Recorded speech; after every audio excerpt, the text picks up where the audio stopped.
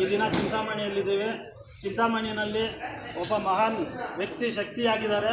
ಅವ್ರು ಬಂದ್ಬಿಟ್ಟು supreme court judge. Supreme court judge ಅಂದರೆ ಒಂದು ಸ್ಟೇಟ್ಗೆ ಜಡ್ಜ್ ಅಲ್ಲ, ಇಂಡಿಯಾಗೆ ಜಡ್ಜು.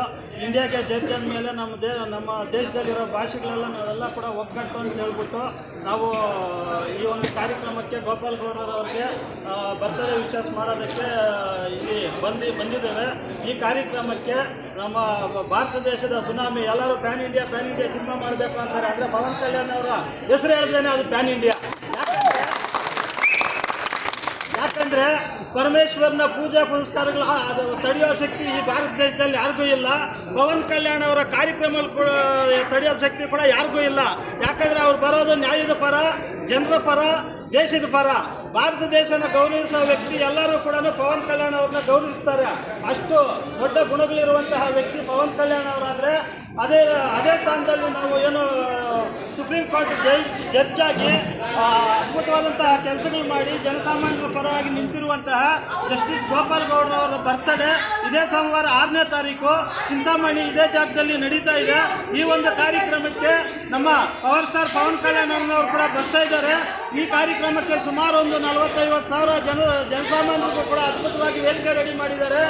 ಈ ಒಂದು ವೇದಿಕೆಗೆ ಬರುವಂತಹ ಕಾರ್ಯಕರ್ತರಿಗೆ ಯಾರಿಗೂ ಕೂಡ ಒಂದು ತೊಂದರೆ ಆಗ್ದಿರಾ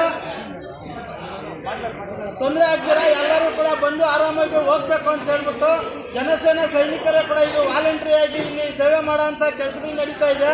ಹಾಗಂತ ಬರೀ ಜನಸೇನಾ ಸೈನಿಕರೇ ಇರೋದಿಲ್ಲ, ಪೊಲೀಸ್ನವರು ಕೂಡ ಇರ್ತಾರೆ, ಪೊಲೀಸ್ ಅಧಿಕಾರಿಗಳು ಕೂಡ ಇರ್ತಾರೆ.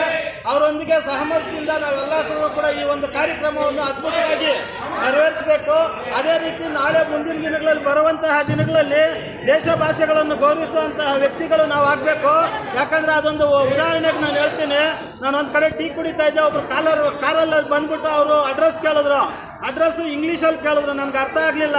ನಾನು ಆತನಿಗೆ ಒಂದೇ ಮಾತು ಹೇಳಿದೆ, ನನ್ನ ದೇಶ ಭಾಷೆ ಆದಂತಹ ಕನ್ನಡ ಇದೆ, ತೆಲುಗಿದೆ, ತಮಿಳಿದೆ, ಹಿಂದಿನೂ ಇದೆ. ಈ 4 ಭಾಷೆ ನನಗೆ ಬರುತ್ತಪ್ಪ, ಈ 4 ಭಾಷೆ ನಿನಗೆ ಬಂದರೆ ಅಡ್ರೆಸ್ ಕೇಳು, ಹೇಳಿ ಕಳಿಸ್ತೀನಿ, ಇಲ್ಲಾಂದರೆ ಹೋಗಯ್ಯ ಅಂತಂದೆ. ಇದು ನಾವು ನಮ್ಮ ದೇಶದಲ್ಲಿ ಒಗ್ಗಟ್ಟು ಬರಬೇಕು. ಇಂಥ ಒಗ್ಗಟ್ಟು ಮೂಡಿಸುವಂತಹ ಶಕ್ತಿ ಅವರು ನಮ್ಮ ಪವನ್ ಕಲ್ಯಾಣ್ ಅವರು, ಜಸ್ಟಿಸ್ ಗೋಪಾಲ್ ಗೌಡರವರು. ಹಾಗಾಗಿ ನಾವೆಲ್ಲರೂ ಕೂಡ ಇಲ್ಲಿ ಬಂದಿದ್ದೇವೆ. ನೀವು ಕೂಡ ಬನ್ನಿ, ಈ ಒಂದು ಕಾರ್ಯಕ್ರಮವನ್ನು ಯಶಸ್ವಿಗೊಳಿಸಿ. ನೋಡ್ರಿ, ನಮ್ಮ ಪವನ್ ಕಲ್ಯಾಣ್ ಅವ್ರಿಗೆ ತುಂಬ ಆತ್ಮೀಯರಾದಂತಹ ಮದನಪಲ್ಲಿ ಆಂಧ್ರ ಸ್ಟೇಟ್ ಪ್ರೆಸಿಡೆಂಟ್ ಅವರು, ಶ್ರೀಮತಿ ರಾಜೀನಾಮಾ ರೀಜನಲ್ ಕೋಆರ್ಡಿನೇಟರ್ ಅವರು ಕೂಡ ಇಲ್ಲಿ ಬಂದಿದ್ದಾರೆ.